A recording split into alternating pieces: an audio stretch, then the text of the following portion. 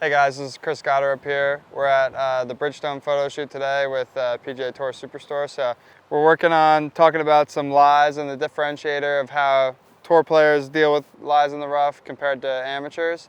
I think there's a couple things. One, it's assessing a lie.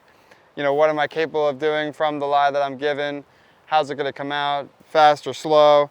And then, you know, what am I given? Obviously, we have a green here with some water in front and some bushes. So, you know, calculate my risks here with what I'm given, and then yeah, we'll go from there.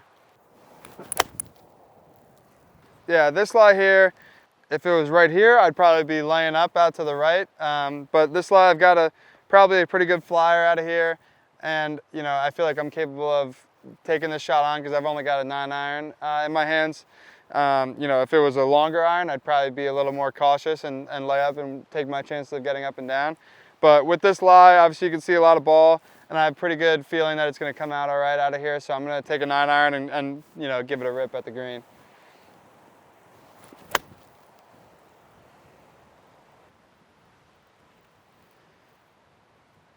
Just short, but didn't quite fly as far as I thought. But you know, I wouldn't be the most upset with that shot. Relatively easy up and down speaking.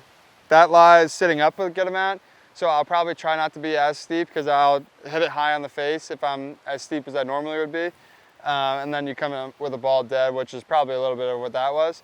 So I try to just either choke up, like, you know, if I have a ball that's sitting way up in the grass, like, you know, like that, I'll probably just try to choke up because, I mean, I could stick my club totally underneath it with my normal grip.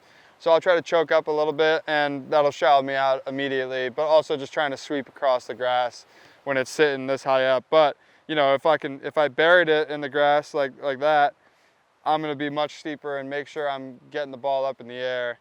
Because if I don't have the speed or the loft, you know, it's going to go nowhere. And you know, for a shot like this, but if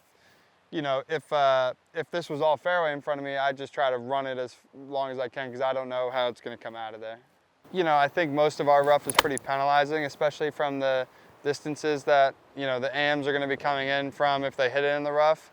I think, you know, I see so many people, you know, let's say they're 200 yards out, grab a 6-iron and it goes 10 feet in front of them because it's hard to get a 6-iron out of the rough, especially if you don't hit it far enough to begin with. So I think a majority of them would benefit grabbing a pitching wedge, hitting it out, you know, taking what you're given, and you know, take your chances on getting it up and down from 100 yards rather than basically re-hitting from the same lie you just had in a couple yards in front of you. Yeah, I think, you know, the Bridgestone ball has been very, very good out of the rough. I think it's, you know, there's never going to be a perfect answer out of the rough, but just being able to predict a little bit more of what's going to happen. I feel like I've definitely had less flyers, which is a good thing. You just want to take out the uncertainty of going long, because usually 99% of the time long is not good on tour. So I feel like if anything, I get the miss that I had earlier where it comes up just short, but I can manage from there, and I know that I'm getting some control out of the rough, which is all you can ask for. So, you know, it's been very predictable. Relatively speaking, when you're in the rough, try not to be in the rough as much as possible, but I feel like I get some spin on the ball and it hangs in there pretty good when it's in the air. So we'll hit another one here, and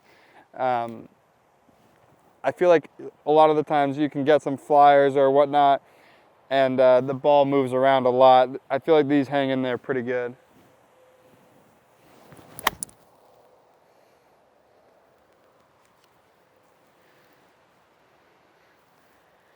So like that, I mean, I would argue that everyone out here would be very content with a shot like that.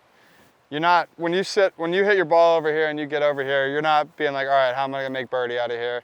You're, get me on the green, get me 35 feet, 30 feet, and let's get out of here with the par on to the next one. So, and I think it's also a lot of being in the rough and dealing with the rough is managing expectations as well. It's you knowing what's gonna come next with it. You're probably not gonna hit it close, and just dealing with what's going to come next, I think, is a big part of also playing out of the rough.